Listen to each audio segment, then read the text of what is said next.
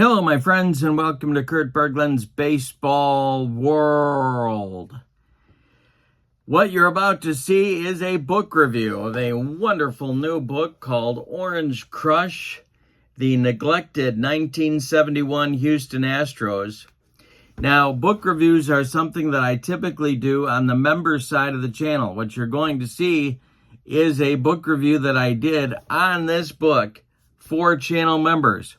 If you would like more book reviews, the thing to do is to become a channel member. And the way that you do that is to follow the link in the description for this video.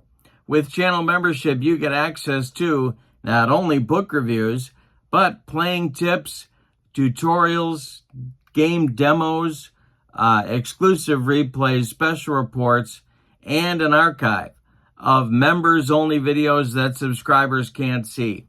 If you love baseball books, you need to become a channel member. As a channel member, you also get access to discounts in my secondary store.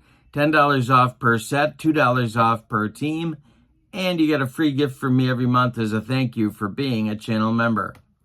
So, with no further ado, enjoy my review of the Orange Crush, the neglected 1971 Houston Astros, by writer Samuel Barrett. Hello, channel members, and welcome to Kurt Berglund's Baseball World. This is a new book review for you today. The book is called Orange Crush, the neglected 1971 Houston Astros, by one of my favorite new baseball writers, or newer, I should say. He's written a few books now, Samuel Barrett. And this book is, you might say, well, the 1971 Houston Astros, what did they win? What did they do? Why are they worthy of a book? Well, it's an interesting take. And what Samuel Barrett has done in this book is to chronicle the history in a nutshell of the Houston Astros organization as a growth project up until the 1971 season. Then he goes into some detail about the Astros 1971 season and how the team kind of came of age in that season. Of course, we know in 72 they had their first winning season. But after that 1971 season, a number of decisions were made that affected not only the future of the Astros, but the future of the Cincinnati Reds and really the entire Western Division of the National League at that time. And so what Samuel Barrett is doing in this book is making an argument that there were a series of missteps by Astros management at this time that took a team that was poised to win with maybe a little bit more patience than they ended up demonstrating, and kind of dismantled them, drove them right off the track. Now, they were able to hold things together in the 72 season and have their best season ever at that point. And in 73 and 74, kind of sustained mediocrity before things got really bad after that. And they didn't really recover until the 78, 79, and then made the playoffs in the 1980 season. Orange Crush is an argument that had they demonstrated that patience with the players that they had in that 1971 season, the team would have blossomed into a National League power, or at least had the potential to blossom into a National League power if they had demonstrated that patience. It's a really interesting book. Now, what he does is he dives into newspaper accounts of the time, secondary sources, and pieces together not only the story of a sort of middle-of-the-road 1971 season, but you see these flickers of potential greatness. These are flickers, by the way.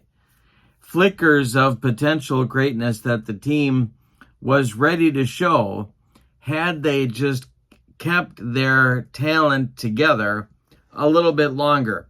Now we're talking, of course, largely, but not only, about the trade that they made with the Cincinnati Reds that sent Joe Morgan and others to create what became the real Big Red Machine that led to the Reds winning the division in 72, 73, and of course then the World Series in 70, well, going to the World Series in 72 and then winning in 75 and 76. And really, it doesn't take a lot of imagination to recognize that it's this trade with the Astros that really pushed the Big Red Machine over the top and took them from a very good team to a potentially, and then for real, great team. So let's take a look inside the book and see what's here. First thing I'd like to point, there's some wonderful endorsements from this, from various sources, including Scipio Spinks, who was a member of that team, some other really established and talented baseball writers as well. But then as you dive in here, you can see that he takes this background section where he sort of delves into the history of the Astros up until that 71 season, and then he sort of plows into the 71 season itself and gives detail about what that season was like and why they should have understood, Astros leadership should have understood that there was a good thing brewing here. And then there are the sort of the postscript here, which is what could have been. And this is where his argument really gels, that there was something here that they missed, and it's too bad that they didn't. It altered National League history as a result. There are pictures in the book. These are color pictures, and sort of sprinkled into the book in really effectively done, I think. The book itself is about 200 pages long, and as you know, I love the citations. I love knowing where it is that he got his source material, and that is really laid out for you at the back of the book as well. There's also kind of fun at the very back, or the last written part, is kind of what happened to them afterward. After the 71 season, did they stay with the Astros where they traded? And a sort of a brief what happened after that. But the part that I really like is this part in the back, where he really dives into what could have been and makes an argument from his evidence about what the Astros really gave up in their personnel decisions following that 1971 season. Historians writing this kind of a book really write it as what's called, they very solemnly call it, counterfactual history. It's what might have been, what could have been. You don't get a lot of baseball books like this. It's difficult to write, but it's a really interesting argument. I really like the book. Samuel Barrett, Orange Crush, the neglected 1971 Houston Astros. It has just been published. I will put the ISBN information for you in the description for this video so you can check it out for yourself. About 200 pages, and it's definitely a good read. So lots more coming on the channel. Hope you enjoy this book, and have a great evening. So long, everybody.